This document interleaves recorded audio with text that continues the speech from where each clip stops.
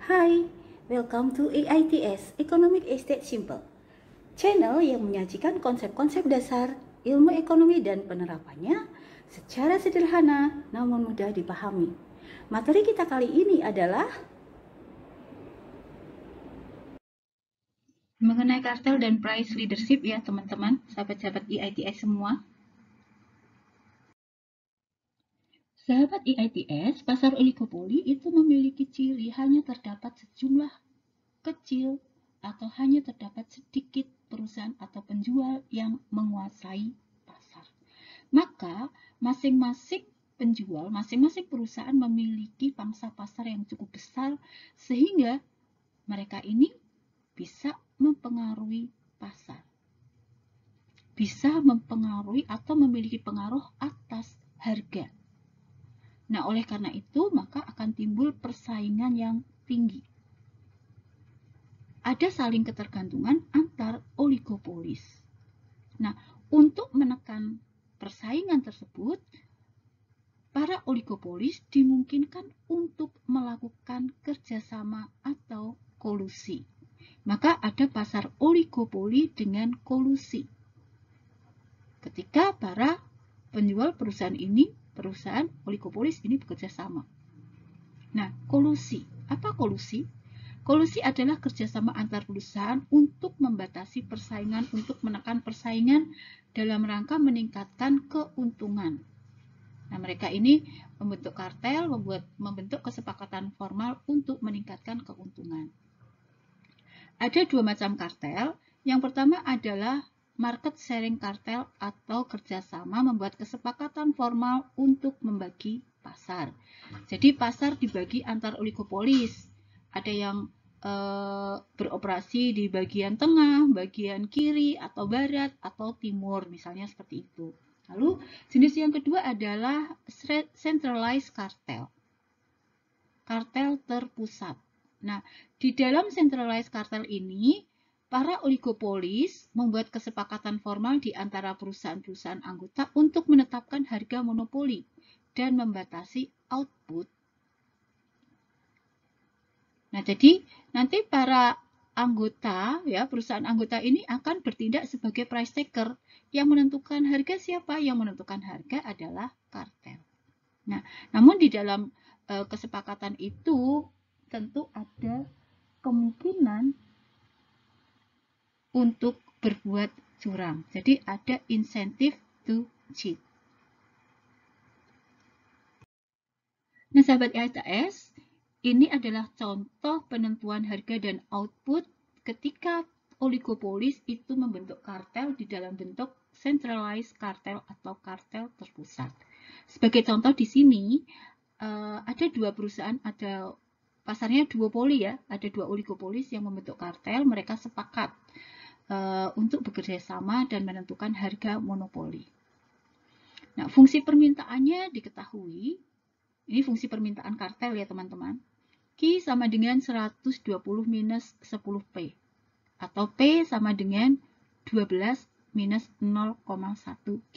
Tentu teman-teman tahu bagaimana mentransformasikan dari Q fungsi P menjadi P fungsi Q. Ya. Q sama dengan 120 minus 10P menjadi P sama dengan 12 minus 0,1 Q. Kemudian fungsi biaya dari masing-masing oligopolis diketahui. Perusahaan satu memiliki fungsi biaya, ya, TC1 sama dengan 4Q1 plus 0,1 Q1 kuadrat. Sedangkan perusahaan 2 memiliki struktur biaya tercermin pada fungsi biaya TC sama dengan 2Q plus 0,1 Q kuadrat. Kemudian tentukan harga monopolinya, lalu berapa yang harus diproduksi oleh perusahaan satu dan berapa yang harus diproduksi oleh perusahaan 2.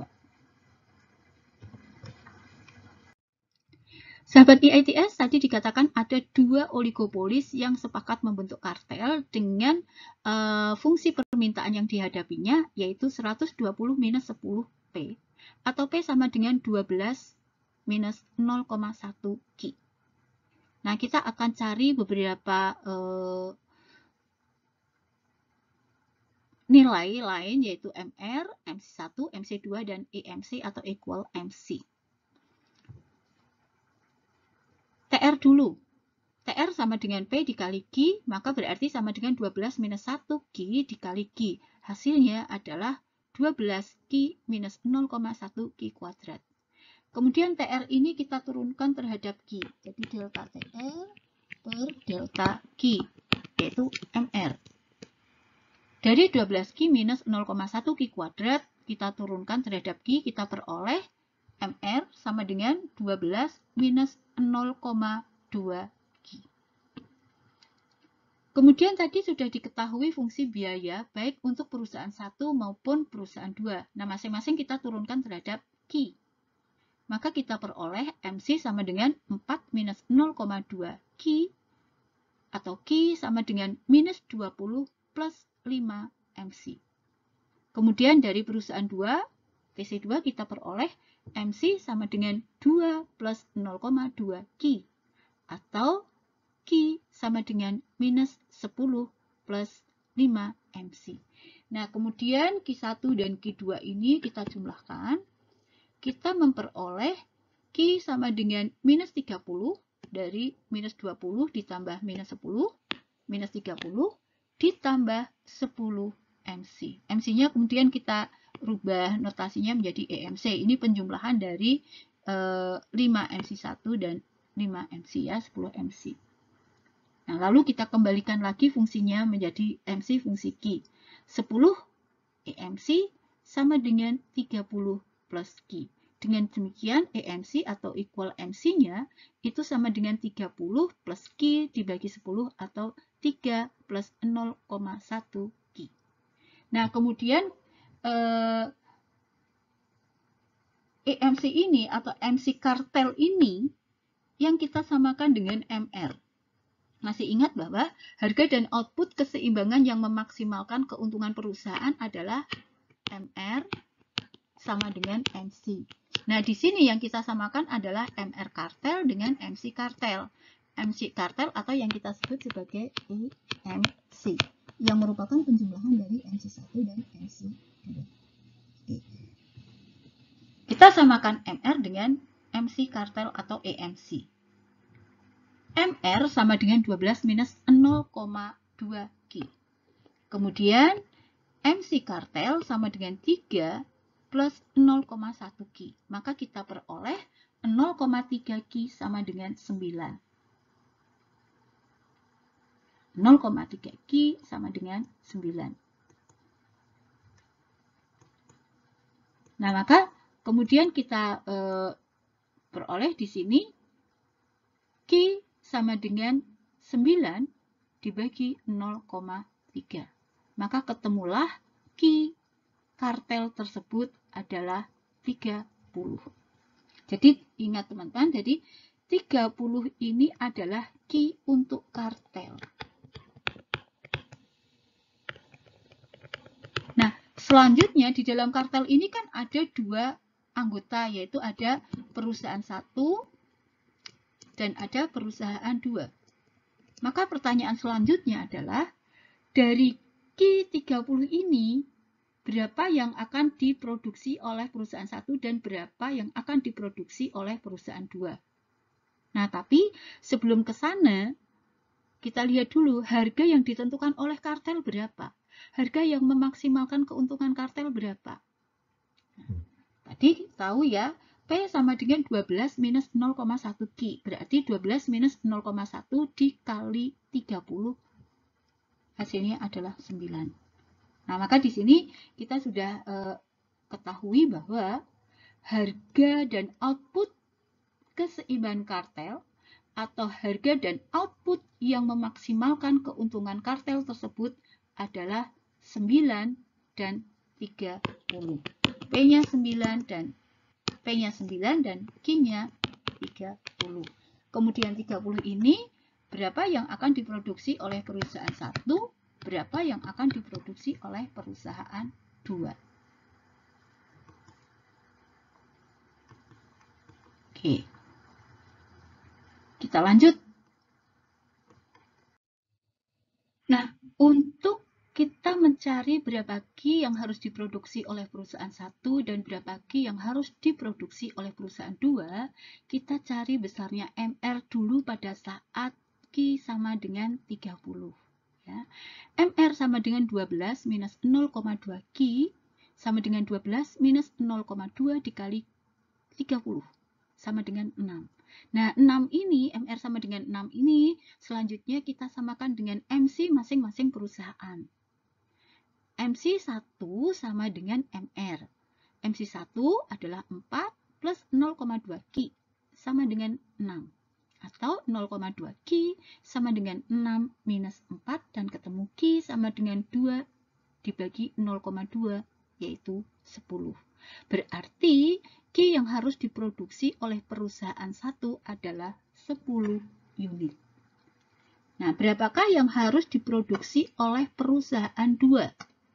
Kita samakan MC2 dengan MR. MC2 sama dengan 2 plus 0,2 Ki. Sama dengan MR yaitu 6. Berarti 0,2 Ki sama dengan 6 minus 2 sama dengan 4. Dengan demikian maka Ki sama dengan 4 dibagi 0,2 atau 20. Jadi perusahaan 1 Ki untuk perusahaan 1 adalah 10. Nah, yang harus diproduksi oleh perusahaan 2 atau Q2 adalah 20. Secara keseluruhan, kartel ini akan memproduksi sebanyak 30. Seperti itu. Pada harga 9. Nah, lalu berapakah keuntungan yang diperoleh perusahaan 1 dan 2? Perusahaan 1, ya, biaya rata-rata atau AC1 sama dengan 4 plus 0,1 Ki. Dari TC dibagi Ki, dapatnya Ki, AC ya. Sama dengan 4 plus 0,1 dikali 10 sama dengan 5. TC sama dengan AC dikali Ki, sama dengan 5 dikali 10, sama dengan 50. TR sama dengan P dikali Ki, yaitu 9 dikali 10 sama dengan 90. Maka laba untuk perusahaan 1, TR1 minus TC1 sama dengan 90 minus 50 sama dengan 40. Nah, untuk perusahaan 2. Untuk perusahaan 2, AC-nya yaitu TC dibagi Ki 2 sama dengan 2 plus 0,1 Ki atau 2 plus 0,1 dikali 20 sama dengan 2 plus 2 sama dengan 4. TC-nya berapa? AC dikali Ki berarti 4 plus 20 sama dengan 80. TR untuk perusahaan 2, P dikali Ki, P-nya 9 dikali Ki-nya 20 sama dengan 180. Maka laba untuk perusahaan 2 adalah TR2 minus TC2 sama dengan 180 minus 80 sama dengan 100.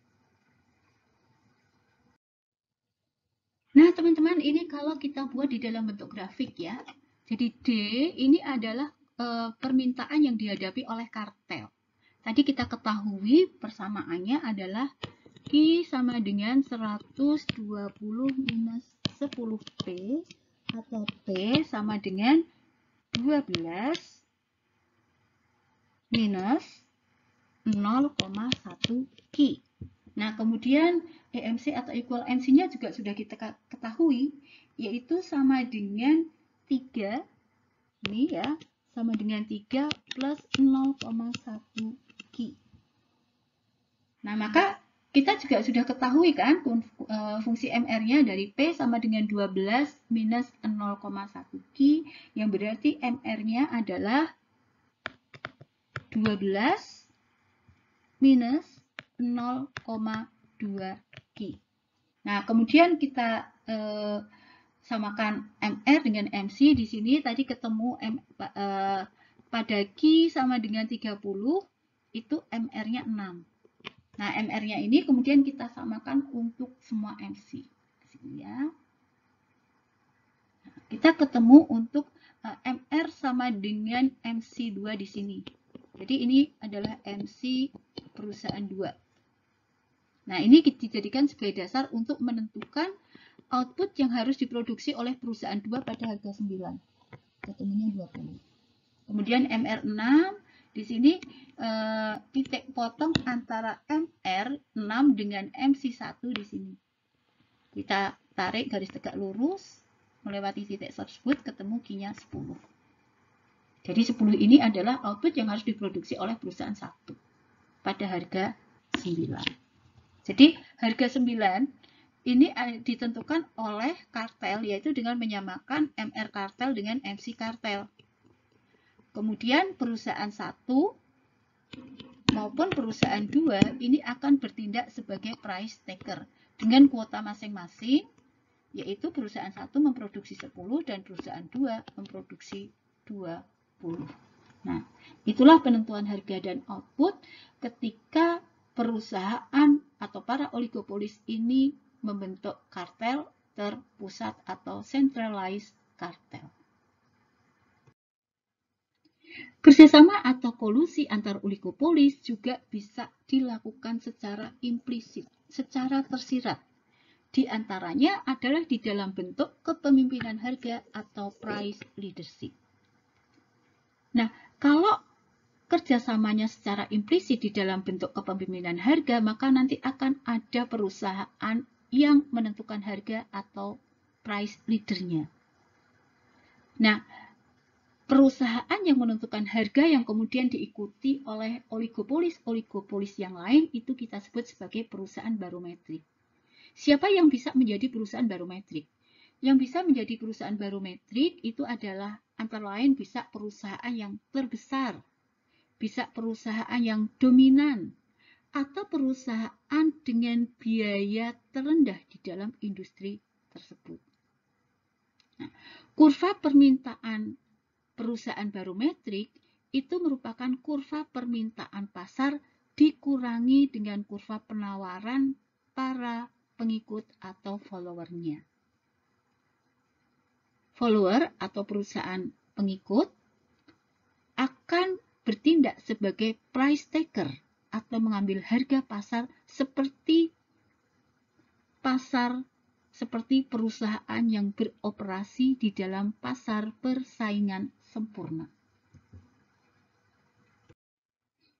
Lebih jelasnya begini. Dari titik A sampai titik G, ya. Ini adalah kurva permintaan pasar. Nah, kemudian atas dasar kurva permintaan pasar ini, perusahaan barometrik akan menentukan harga dan output yang memaksimalkan keuntungannya, yaitu dengan menyamakan MR terhadap MC-nya. Nah, tentu di sini perusahaan leader ini akan memperkirakan berapa pangsa pasarnya.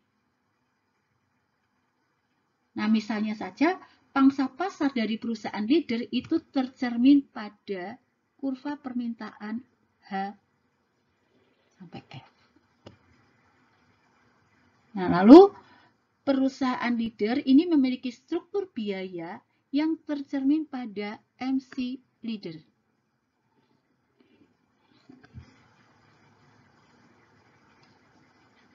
Dari kurva permintaan leader, ini DL, diturunkan MR leader, kita peroleh MRL. Nah, selanjutnya, leader ini akan menyamakan MR terhadap MC-nya, yaitu pada titik E di sini. Kita buat garis atau garis bantu melewati titik tersebut. Nah, kita peroleh Q20. Dan harga adalah 6. Nah, Q sama dengan 20 dan harga sama dengan 6, ini adalah Q dan harga yang memaksimalkan keuntungan leader atau memaksimalkan keuntungan perusahaan barometrik. Nah, padahal ini teman-teman, kalau harganya 6, kurva permintaan pasarnya pada harga 6, permintaan pasarnya adalah 60. Dari 60 yang disediakan oleh perusahaan barometrik adalah 20. Berarti kurang 40. Nah, 40 inilah yang kemudian akan disediakan oleh perusahaan follower atau oleh pengikut-pengikutnya. Nah, itu adalah penentuan harga dan output ketika perusahaan atau para oligopolis itu bekerja sama atau melakukan kolusi secara implisit, yaitu di dalam bentuk price leadership. Nah, demikian teman-teman mengenai kartel dan price leadership. Terima kasih sudah mengunjungi EITS Economic is that Simple. Jangan lupa ya subscribe, like, dan share. Untuk tanya-tanya bisa komen-komen ya, bisa bertanya di kolom chat. Saya akan berusaha untuk menjawab sebaik mungkin. Oke, kita ketemu pada topik yang lain, pada sesi yang lain. Ciao!